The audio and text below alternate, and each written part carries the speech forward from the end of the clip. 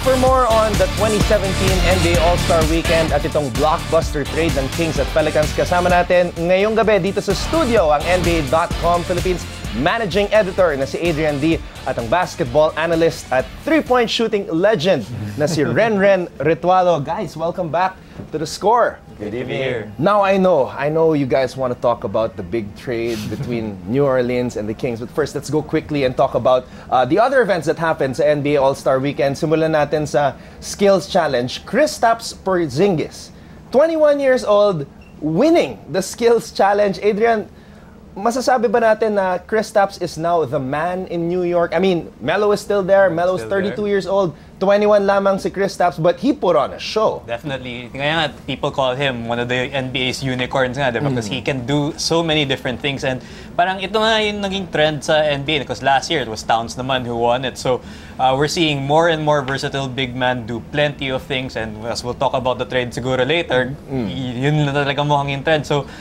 he is the future of the New York Knicks. Siguro not while Carmelo Anthony is still there. If ever they do decide to trade him or if Melo decides to accept the trade. Pero for now, he is the future of the Knicks and it's a bright future because of him. Renren, what happened to Klay Thompson in the three-point shootout? He didn't even make it to the top three. Sometimes, sagising din yan. If the stroke's not there, it's not gonna be there. Eto, sinuwerte si Eric Gordon. He's the new champ now. Nag-struggle for the first round. Hindi nakapunta ng top 3 si Klay Thompson. Nangyayari sa lahat ng shooters yan. Nangyayari sa akin before. So the guy with the ugliest shooting form won, Eric Gordon. I mean, I can't believe it. So, but sabi nga ni Renren, a shooter himself, sometimes nasagising din yan. Alright, Adrian, slam dunk contest. I don't really know what to say. I don't think we got the best out of the slam dunk contest. I think we were spoiled with what happened between Levine and Aaron Gordon last year. But what do you think about the new champion, the son of the big dog?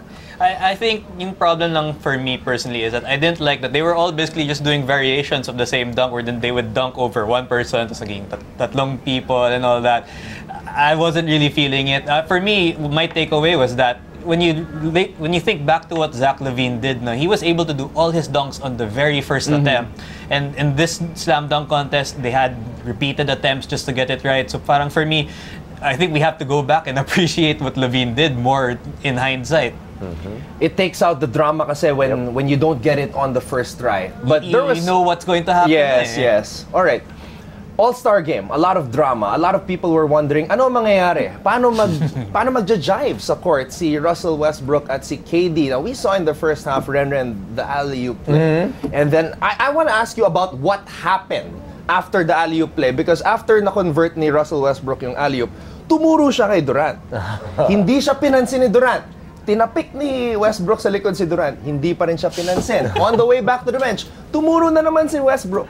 Hindi pa rin pinansin ni Durant. So, what is happening there, Renren? Well, syempre, parang maraming masyado sinabi kasi si Westbrook before against Kevin Durant. Medyo pinersonal kasi they have this personal relationship. Hindi lang sila teammates, but they're best friends nung nasa Oklahoma pa si Kevin Durant. But, that's why there's all-stars. Lahat ng superstars get together. Lahat ng magkakaaway sa loob ng court nagiging friends because of that all-star. Etong All-Star Weekend na to. That's what happened in the bench after that alley-oop play. Nag-celebrate sila, kinantsawan nila or they teased both of them na, magbati na kayo. pero wala pa rin nangyari. Hindi pa rin siya pinansin ni Kevin Durant. Do you think, Adrian, that kung pinansin ni KD itong si Russell Westbrook, that they would have started to repair the friendship? Oh, it's possible, but like I think not to get into #Hugot territory here. It takes time, diba? You might have one incident, so parang, okay, you acknowledge each other again, pero it's not immediate. Sometimes it's not immediate, sometimes it'll take longer. Some people are saying, siguro, the next international cycle, if they're on the same Olympic team again, or World Championship team, wala talaga silang choice but to, be friendly again. So, might be a while. Bad trip din kasi si Kevin Durant, nung nasa Oklahoma sila, sinaraduhan yung steakhouse na favorite niya. So, medyo personal diba? Pero to add to the hugot that Adrian said, sabi nga nila, diba, time heals all wounds. So tingnan natin. Alright, 3 straight wins now for the West All-Stars, and I think the guy that performed best sa East is Giannis. Giannis Antetokounmpo had 30 points. Renren, what do you think about this kid and his future here in the NBA? What is that? 7-footer, 6'11", with a 7'4" wingspan. Good ball handling skills. Parang point guard yung vision niya.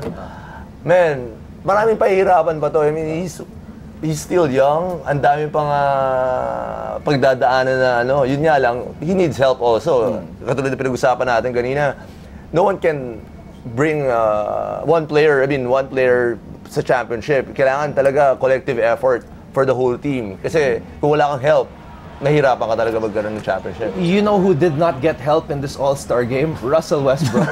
The guy wanted to play more. He only played 19 minutes, but still he got 41 points. And I think if he played more, baka siya pa yung naging MVP. But of course, the MVP was the hometown guy, Anthony Davis. 52 points, an All-Star game record, and he has a new friend, a new teammate in New Orleans. Let's talk about the trade, Adrian. Did you see this coming? And when you saw the internet blow up, what was the first thing that came to your mind? When you look back at it this morning, kasi people are already saying, uy, may offer daw yung Kings na Buddy Hield and draft picks. And when I heard that, I was like, that's not enough. Why? That's not good return. And then, after the game, biglang nangyari, the trade has been completed. I was like, wow, how did that happen? Kasi when you hear all the rumors in the past na if the Celtics were involved or other teams involved, you'd have to give up multiple first-round picks, young superstars. Pero ito, there's a relatively quiet rookie, just one first-round pick, a second-round pick, and then some salary cap filler. So, personally, I was really surprised na, and when you consider that in the recent days, they were saying we wouldn't trade Cousins. It completely took everyone off guard, I think. Renren, how is this gonna work? Cousins and Anthony Davis teaming up in New Orleans. Well, sarap panoorin nun. Both of them can play from the outside, can attack the basket. Good low post player, si DeMarcus Cousins. I think if nasa tamang attitude si Cousins doon, di ba siguro hangin doon sa New Orleans eh. I mean, magandang front court yun. It's gonna be the best front court since Tim Duncan and David Robinson. Ren, I want to ask an additional question because you know this. In basketball teams, sometimes there has to be the leader. Sometimes it's hard, di ba? Pag merong dalawang leader, hindi mo alam kung if you're a role player, hindi mo alam who you're gonna follow. Are you gonna follow this guy or are you gonna follow that guy? Yes. So who is the man with New Orleans? Is it Davis or is it Cousins? Well, it's better if you have two leaders. Okay. Because you think they that have could different work? personalities. Okay. Makikita mo naman, sobrang obvious. Etong si Cousins, medyo expressive. He's very expressive. Ito si Davis, by example, he leads by example. Medyo kailangan mo yung dalawang ganun para sumunod yung pack mo. I mean, your teammates with you guys. Kasi if two best big men right now in the NBA leading the pack, imposibleng hindi mo sila sundin. I mean, both of them will help each other. Basta silang dalawa, maging okay sila, the Pelicans will be fine.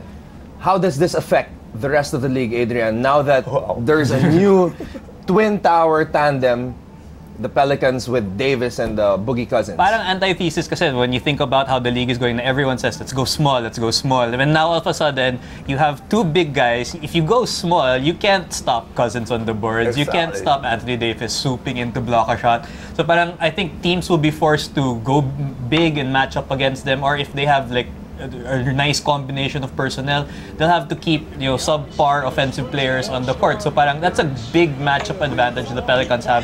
And when you consider nga, as Renren said, they can both shoot from the outside pass. So you have the best of both worlds if you're the Pelicans. Do you guys have any other idea kung ano pang big trade ang mangyayari bago matapos ang trade deadline? Or is there any player that you want to see na lumipat sa iba pang team?